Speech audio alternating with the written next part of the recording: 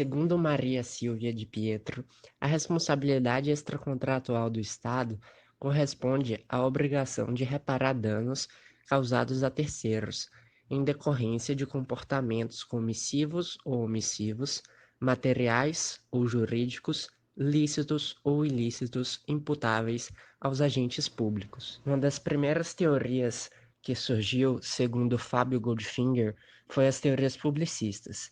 As teorias publicistas surgiram com a jurisprudência firmada no denominado Caso Blanco, na França, em 1873, no caso em que uma menina foi colhida por um vagão de trem estatal. Na oportunidade, decidiu-se que a responsabilidade do Estado não pode ser regida por leis civis, mas devem possuir regras próprias que devem conciliar as prerrogativas do Estado com os direitos individuais. Assim, para as teorias publicistas, para responsabilizar o Estado, não há necessidade de provar o dolo ou a culpa individualizada do agente em serviço. A primeira Constituição do Brasil, de 1824, previu a responsabilidade pessoal do agente público. Não havia previsão constitucional da responsabilidade do Estado, sendo o assunto tratado na doutrina e na jurisprudência. A primeira previsão da responsabilidade civil do Estado veio com o Código Civil de 1916, que consagrou a responsabilidade subjetiva do Estado, quer por culpa civil, quer por falta de serviço. A teoria atual da responsabilidade objetiva do Estado só entrou em vigor com a Constituição de 1946 e é a que mantém até hoje, com o acréscimo da Constituição Federal de 88, que acrescentou e passou a alcançar as pessoas jurídicas de direito privado prestadoras de serviços públicos. Nesse sentido, cabe expor a teoria subjetiva, em que a fundamentação da responsabilidade ocorre tendo em vista tão somente a culpa. Sendo assim, a obrigação de reparar se configura somente se o causador do dano agir com dolo ou culpa.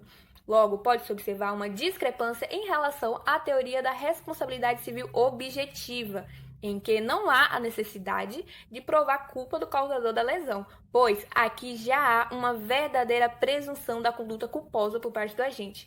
Ademais, uma vez que se funda sobre a teoria do risco, a culpa não é essencial, mas sim o risco. Importa ressaltar, portanto, que a responsabilidade objetiva não elimina a necessidade de prova do dano, nem a possibilidade de defesa, havendo, portanto, a necessidade de citar que, para que ocorra a responsabilidade civil, é de suma importância a presença do dano, a culpa do agente e o nexo de causalidade.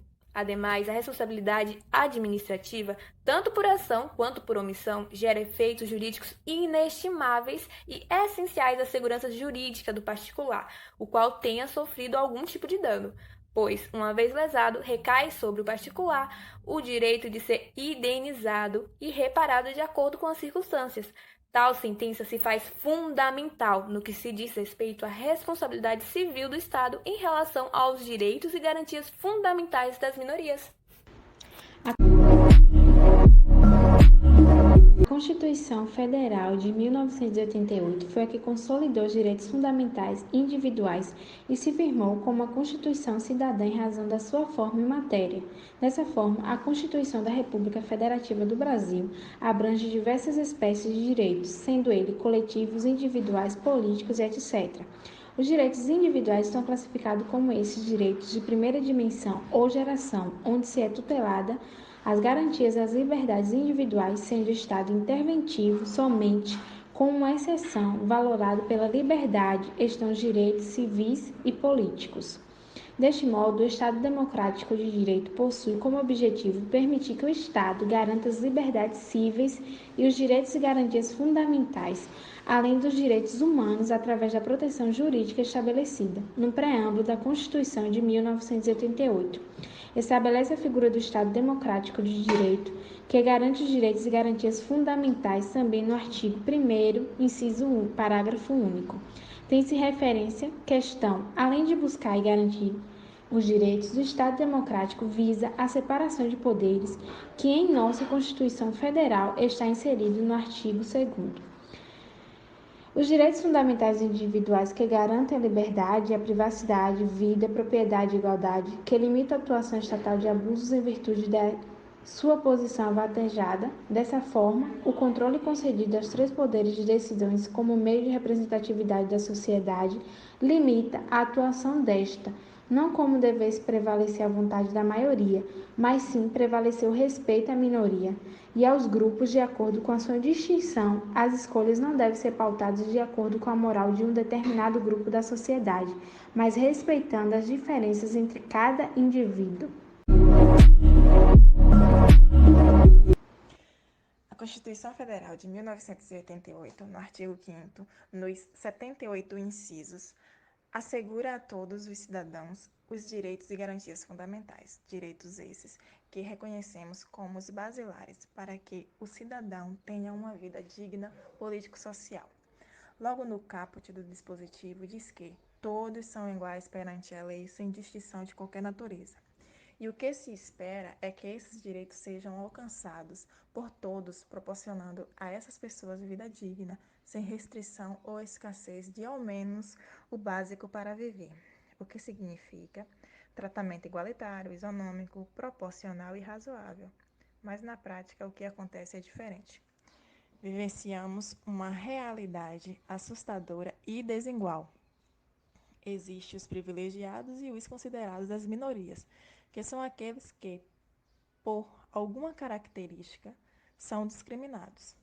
E é notório que o Estado tem culpa frente ao problema, quando deixa de fiscalizar, de assistir, de investir em políticas públicas que proporcionem dignidade humana a essas minorias. O Estado assumiu o dever prestacional de dar condições de desenvolvimento, crescimento, educação, saúde, enfim, erradicar a desigualdade. E o princípio da dignidade humana, há tempo se tornou a matriz do ordenamento jurídico, mas na realidade ainda não é o suficiente, não está sendo suficiente para conter a discriminação. Visto isso, faz-se necessário uma nova construção jurídica para assegurar o respeito às pessoas, principalmente para as que são excluídas pelo sistema e pela sociedade civil. Quando falamos em minorias, pensamos logo em exclusão e principalmente por raça. Porém, essas minorias vão além. Estamos falando de pessoas que não têm autonomia e independência para se protegerem. Estamos falando de refugiados, negros, mulheres, deficientes, idosos, moradores de rua, quilombolas, índios, cada um com suas necessidades, peculiaridades culturais, habituais e uns com menos grau de desigualdade que outros. Estamos falando de uma gama enorme de pessoas que são desrespeitadas. Essas pessoas precisam da tutela estatal. O Estado precisa ser eficiente e efetivo na proteção dessas pessoas. É óbvio que não cabe dizer que há consentimento da vítima com relação às pessoas que vivem em situação degradante. Não cabe aqui dizer que essas pessoas não querem ser inseridas na sociedade, porque mesmo essas pessoas se recusando a fazer parte de um sistema social, o Estado deve disponibilizar para elas ao menos o mínimo existencial, para que conheçam e compreendam o que vem ser dignidade, e só assim poderão optar e ter poder de deliberação para rejeitar. A sociedade, de certa forma, produz e alimenta essa exclusão, porque existe, ou pelo menos tentam impor, um padrão hegemônico social, comportamental, econômico, um padrão de sobrevivência, e nesse padrão automaticamente essas minorias estão excluídas, e uma vez que o Estado é omisso, posiciona-se como coautor de tal desigualdade. É gritante a necessidade de a sociedade não ver as pessoas com estereótipo, muito menos com agir discriminatório, porque antes de ser integrante de qualquer grupo social, essas pessoas são seres humanos e têm direitos, deveres, e o Estado precisa, objetivamente, assumir as responsabilidades com essas pessoas, principalmente efetivando os direitos e garantias fundamentais discriminados de forma belíssima em nosso ordenamento jurídico.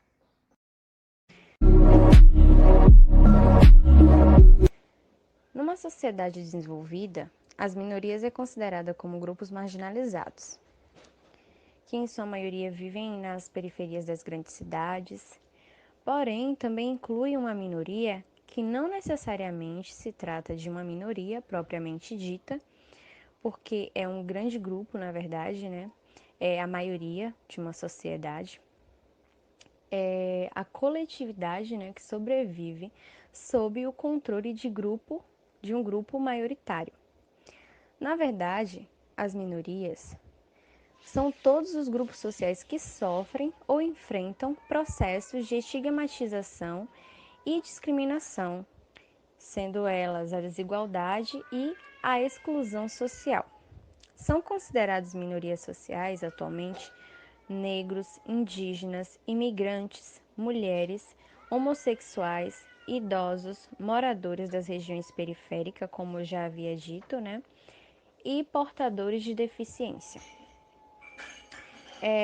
Estamos abrangendo esse conceito, na verdade, de minoria, pois tendo em vista que, como para o direito, né, o direito ele tende a se estender assim para todos, não é diferente quando a gente vai tratar de um tema como esse.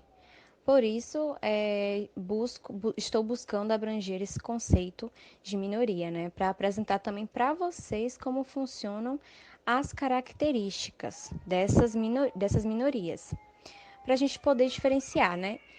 E também essa questão ela muda de grupo para grupo, né? Mas eu vou citar aqui os elementos que são comuns entre essas minorias. Entre essas minorias, o que temos em comum é a vulnerabilidade. Por quê? Os grupos minoritários, em geral, eles não encontram amparo suficiente na legislação. A gente sabe disso. E quando tem esse amparo, não é eficaz. Não é eficaz, acaba sendo algo muito supérfluo, né? Tipo, não chega mesmo de fato para esses grupos minoritários, por diversos fatores, que incluem a educação, falta de conhecimento mesmo. A gente sabe que a ferramenta da justiça ela funciona de forma muito difícil, né? Porque é cheio de formalismo. Então, são questões que essas pessoas enfrentam com certa dificuldade, né? Se tratando de minorias. Outro exemplo desses elementos é a identidade e informação dessas pessoas, que por mais que exista assim de forma sólida e estabelecida, eles vivem um estado assim constante de estar buscando essa identificação social, ou seja, um lugar para eles na sociedade, né? E isso acaba gerando uma dificuldade de afirmação, né? Como essas pessoas buscam, como por exemplo os negros que até hoje sofrem de racismo, né? No mundo inteiro. Mais uma característica é a luta contra privilégios de grupos dominantes. Por quê? Por serem grupos não dominantes, muitas vezes discriminados, a minoria ela luta contra os padrões assim estabelecidos pela sociedade. E essa luta na atualidade, posso falar aqui como mulher, né, é marcado mais pela utilização das mídias, né? Então, como por exemplo, disso a gente tem as mulheres que lutam constantemente contra esses padrões que são estabelecidos, enraizados pela sociedade, né? Que acaba não nos dando oportunidade de ter também os mesmos lugares na sociedade. Então, a luta para as mulheres também é essa, dos privilégios, né, masculinos. Então, é isso, bem forte essa luta. O último exemplo que eu vou trazer aqui, que é comum de todos os grupos, são estratégias discursivas. As minorias organizadas, em geral, realizam ações públicas de discurso, isso tudo para aumentar a consciência coletiva sobre o estado de vulnerabilidade, né, dessas minorias. E além das mídias, como já citamos, né, tem passeatas, manifestos e tem vários movimentos neste meio, que temos como exemplo o LGBT, né? E também as lutas feministas também estão aí e tem também esse como exemplo. As minorias invisíveis são representadas por grupos que possuem em comum um contínuo cenário de desvantagem social, de vulnerabilidade e de discriminação. Devido às mudanças extremas que foram adotadas esse ano, devido à Covid-19, as minorias estão vivendo um agravamento significativo devido às suas péssimas condições de sobrevivência. E trouxe consigo várias reflexões acerca das reais aspirações das minorias invisíveis no mundo.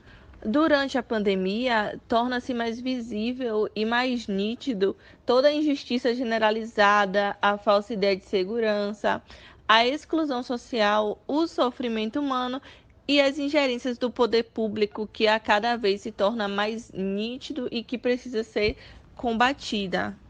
A base de toda inclusão social, do assistencialismo, dos direitos e garantias individuais, da segurança dos direitos difusos e coletivos é a dignidade da pessoa humana, um precedente que, apesar de existir na nossa Constituição e está sendo a todo momento falado, divulgado na mídia, ele não é respeitado antes da crise e agora tende a agravar, o que fica muito nítido, fazendo a gente perceber, não só como estudante de direito, mas como pessoa que convive em sociedade, que essas minorias invisíveis, elas continuam invisíveis durante a pandemia.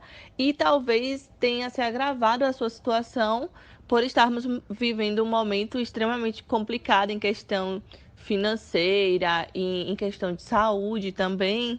E cabe o quê? Cabe a gente cobrar o Estado e cabe a gente ver situações que se enquadram na responsabilidade civil do Estado em cada caso concreto, a fim de amenizar a situação dessas pessoas. A responsabilidade do Estado perante as minorias é assegurar seus direitos. A Constituição brasileira deixa explícito no seu artigo 1º, inciso 3, assegura o direito à dignidade da pessoa humana, entre várias vertentes como o direito à moradia, saúde, educação, ou seja, o mínimo existencial.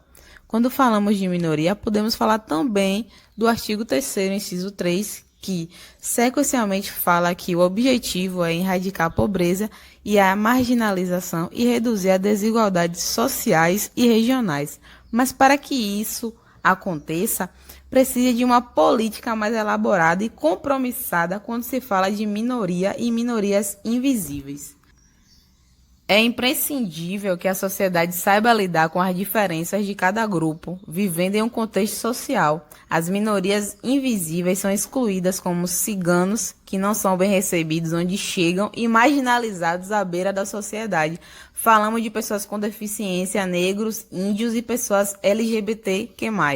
Abarca também o multiculturalismo, porque o Brasil é um país laico e necessariamente faz com que todos vivem em comunhão com essas diferenças. O Estado, como se autorregula, deve estabelecer maneiras concretas para a solução de problemas a longo e médio prazo, viabilizando o problema e se comprometendo a fazer-se real com o que é dito em sua Constituição, saindo da teoria e abarcando a prática. O Estado é o principal e mais importante para conciliar-se com seus problemas omissivos e resolvê-los sem prejudicar essas minorias esquecidas à margem da sociedade. Entretanto, o país com tratados internacionais de proteção a minorias, fazendo-se com que esse compromisso seja desrespeitado, agindo omissivamente decorrente de um ato ilícito.